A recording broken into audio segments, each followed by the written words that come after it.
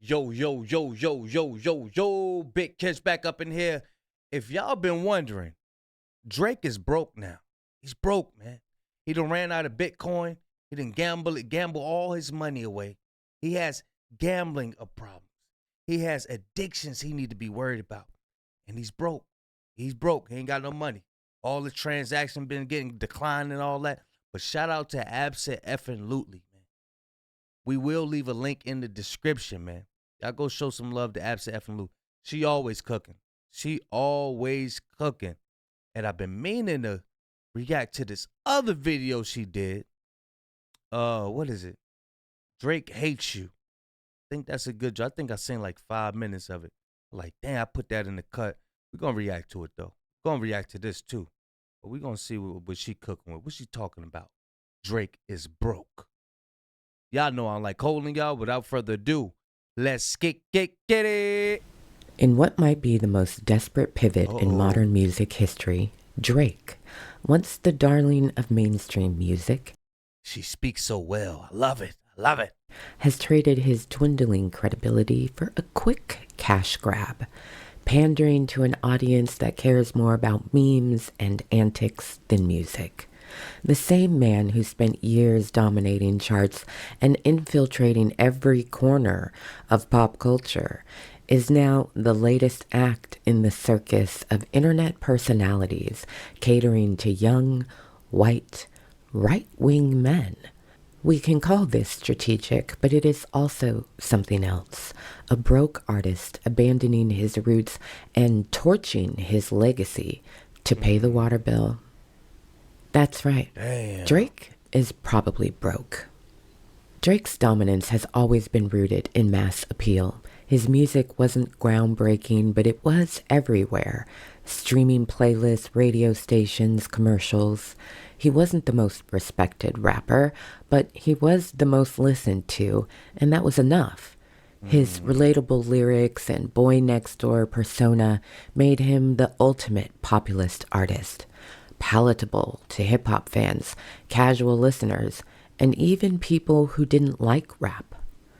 But populism is only effective as long as the culture remains static, that is, in one place. The culture isn't static. Audiences are... Drake's lifelong goal is king of the culture. What that reminded y'all of, man? What bar is that? Only you like being famous. Look, man, his goals is off. Like, yo, you just want to be seen amongst because you're trying to fulfill this void. You're trying to fill this void that you missed out on, man. And now you're spiraling. Going against the whole program. Are more fragmented than ever, gravitating towards niche communities and rejecting anything that feels overexposed or formulaic. Drake, the poster child of mass market rap, suddenly feels outdated. But then Drake turned into a man too big for his britches. He decided to try and raid the culture and take out its symbolic king. Hold on. We missed something. What's this? Drake's primary message: I am the king of rap and hip-hop. I can ruin your favorite rapper. I am the best rapper. I am more beloved in America than any American rapper, especially Kendrick. Hey, look, this is some self-glorifying shit right here, boy. Purdy's bond, boy. Drake's primary audience, his fans, the industry, the rap. I don't know what that dot did for. The rap market, capitalism, babes, women, young women. His next target for collaboration. Drake's secondary audience, people who listen to pop rhyming. Wow. And raid the culture and take out its symbolic king. In doing so, he alienated the people and, to some degree, the masses. To make matters worse, he came to the fight with a water gun and was taken out by an assassin who showed he knows how to aim a Drake. Oh. A verse and 4 shots later, and the curtain fell. Drake was exposed.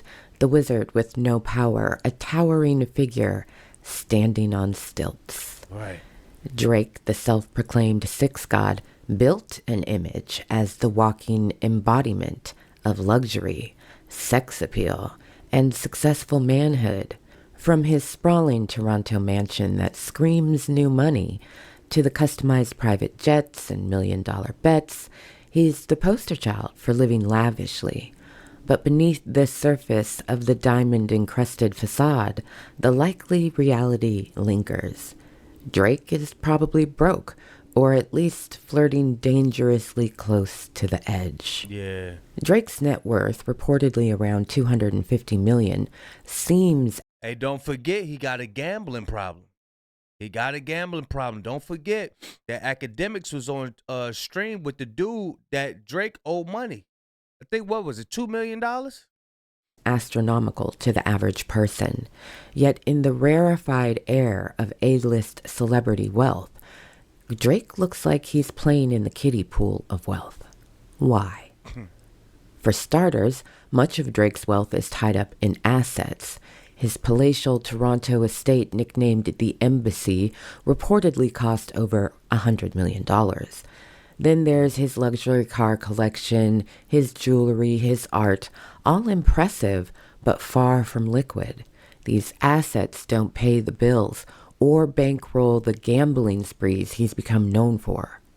Speaking of gambling, let's not ignore his multi-million-dollar bets, often publicized in flashy displays on platforms like Stake. Even if some of these bets are promotional or subsidized, the frequency and scale of his gambling scream financial recklessness rather than savvy.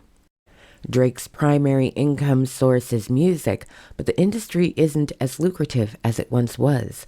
Streaming pays pennies on the dollar, and while Drake undoubtedly rakes in substantial royalties, he's splitting that pie with labels, producers, and collaborators. Touring is a financial goldmine for artists, but it's... Anita McSween. Yo, how she got on a big chain? Yo, this is so wild, bro. Also a logistical and financial juggernaut. After paying everyone from the stage crew to the managers, what's left isn't nearly as impressive as the headlines suggest. And in 2024 and probably much of 2025, for Drake, there's no new album. No cultural moments tied to undeniably good music. Now consider his lifestyle. Private jets don't fuel themselves. His security team's annual budget likely rivals that of a small nation. Taxes in Canada and the U.S. devour massive chunks of his income. Even his ventures like OVO Sound and Virginia Black Whiskey haven't scaled to the billion-dollar successes of peers. The result? A man with sky-high expenses and income streams that, while robust, are finite and heavily taxed. We've already talked about Drake's plan to pivot and funnel a new audience that is completely removed from the culture in order to access their wallets. Drake's mainstream rap audience is saturated, and his loss to Kendrick Lamar has disillusioned many who once saw him as the pinnacle of cool. Drake's new goal, the king of influence, leveraging his global brand to dominate consumer markets across music, digital platforms, and lifestyle industries regardless of cultural credibility.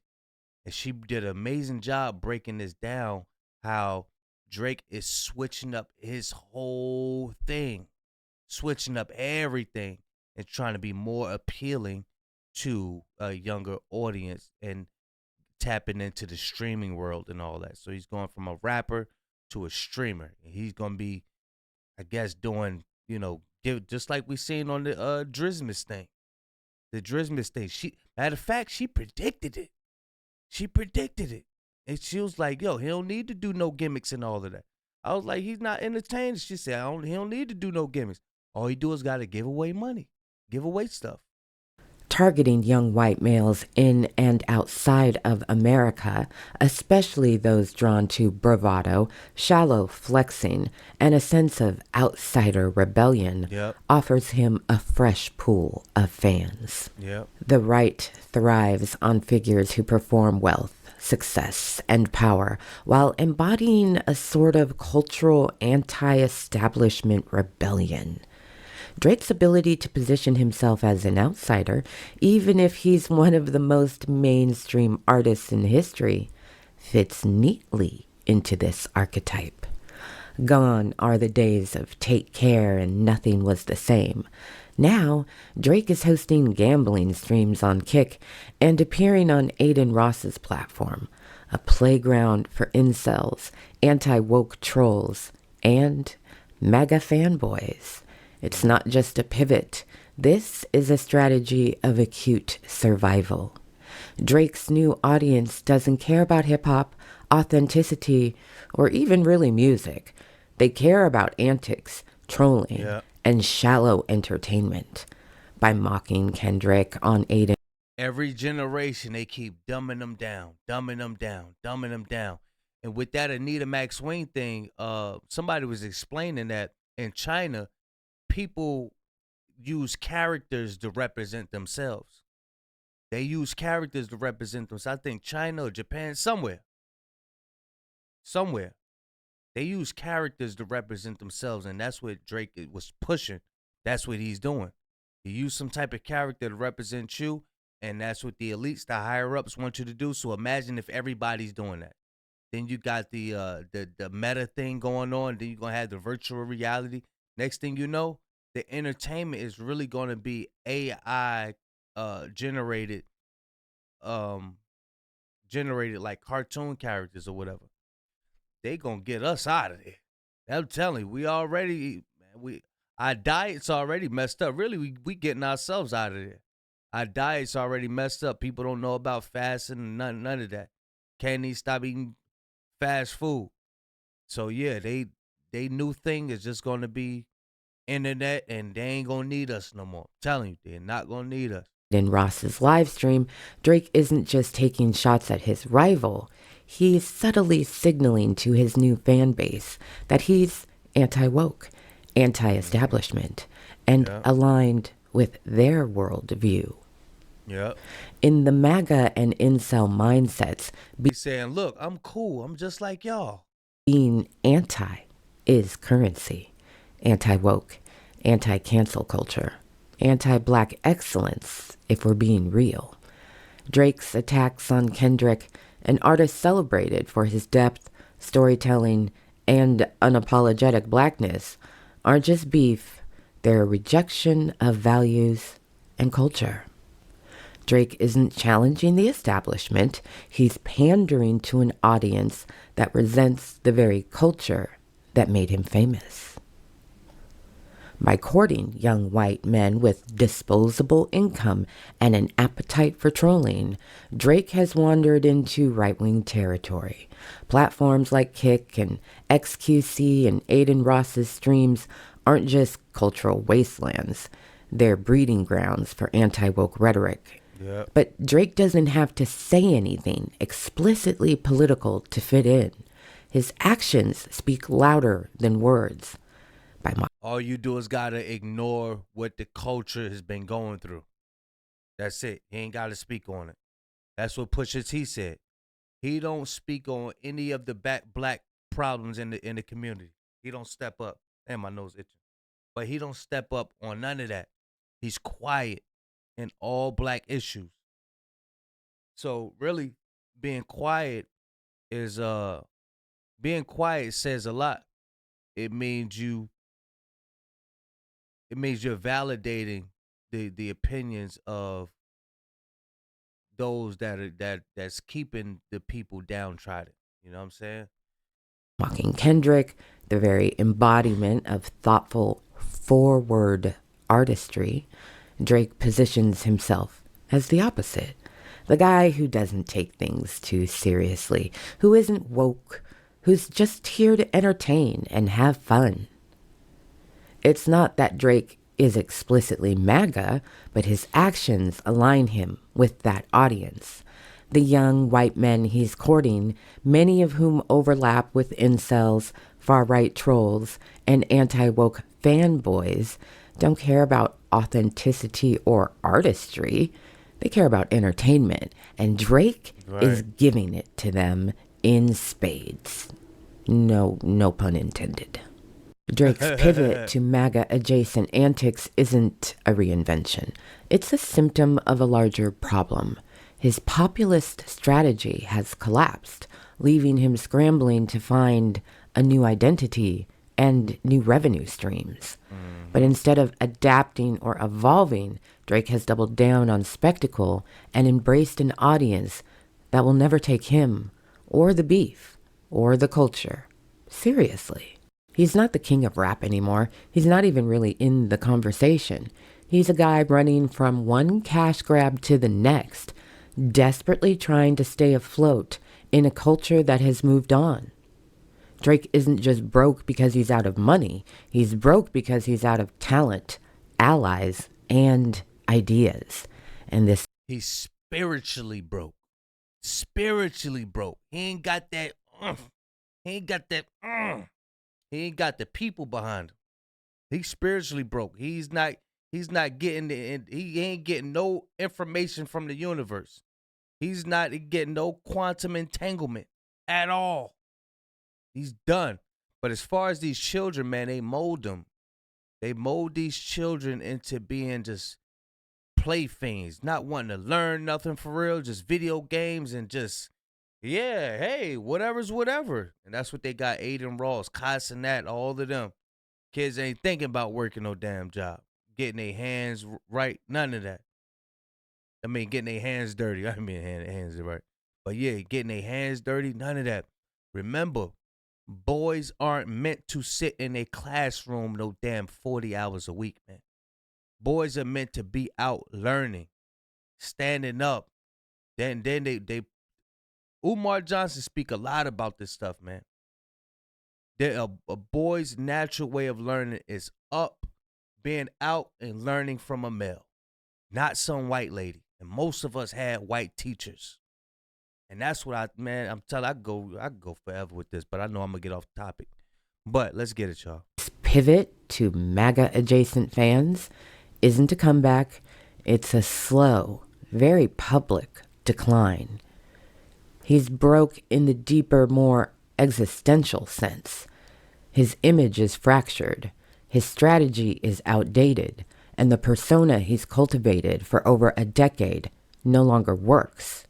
Drake's strategy has always been about ubiquity, being everywhere, doing everything, appealing to everyone. But in 2024, that strategy has turned against him. The more he tries to stay relevant, the more he exposes how irrelevant he's become. He's not locked in the studio because he can't afford to be. Crafting an album takes time, focus, and money, all things Drake doesn't seem to have right now.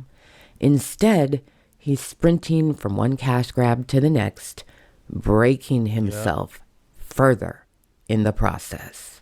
Drake isn't just broke, he's broken. Ooh.